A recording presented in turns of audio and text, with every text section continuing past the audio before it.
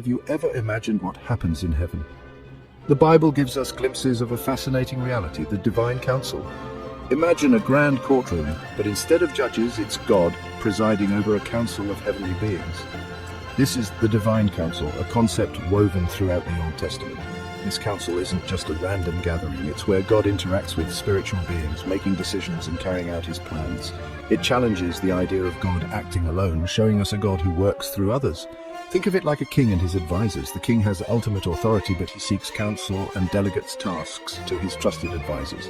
Similarly, God, the ultimate king, interacts with the divine council in matters of the universe. Understanding the divine council opens up a new dimension to our understanding of God's interaction with the world and our place in it. The idea of the divine council isn't just speculation, it's rooted in Scripture.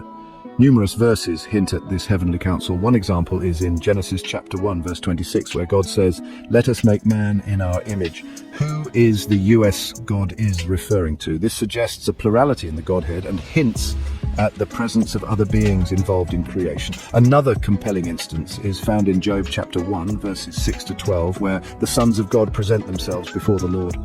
Here, we see God interacting with a group of heavenly beings discussing matters of the earth, including Job's faithfulness. Psalm 82 verse 1 asks, "God is enthroned in the assembly of the holy ones. He judges among the gods." This verse clearly depicts God presiding over a council of divine beings. These verses, among others, paint a picture of a God who is not alone, but interacts with a council in his divine activities.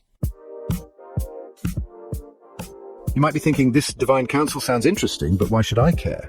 Well, understanding the divine council isn't just an academic exercise, it has real implications for our faith today. Firstly, it gives us a greater appreciation for God's majesty and power. He's not just powerful, he's powerful enough to delegate authority and work through others. Secondly, it helps us understand the spiritual realm better.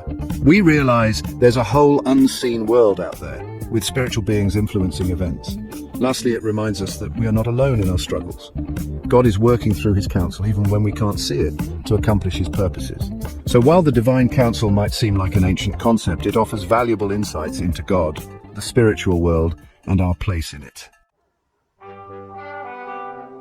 Section 4, Angels and Us, our place in the divine drama. The divine counsel also sheds light on the role of angels in God's plan. Often portrayed as messengers, angels are more than just deliverers of divine telegrams. They are active participants in the divine council, carrying out God's will and even influencing events on earth. Understanding this adds a new dimension to our prayers and interactions with the spiritual realm. Moreover, it reminds us that we are part of something much bigger than ourselves. We are caught up in a cosmic drama, a battle between good and evil, with God and his counsel on our side. This realization can be both humbling and empowering. It humbles us to know that we are not the center of the universe, while it empowers us to live boldly, knowing that the God of the universe, with his mighty counsel, is on our side. Section 5, Conclusion, Living with an Eternal Perspective. The concept of the divine counsel might seem like a distant theological idea, but it has profound implications for how we live our lives. It reminds us that we are part of a much larger story, a cosmic drama unfolding under the watchful eye of a God who is both majestic and personal.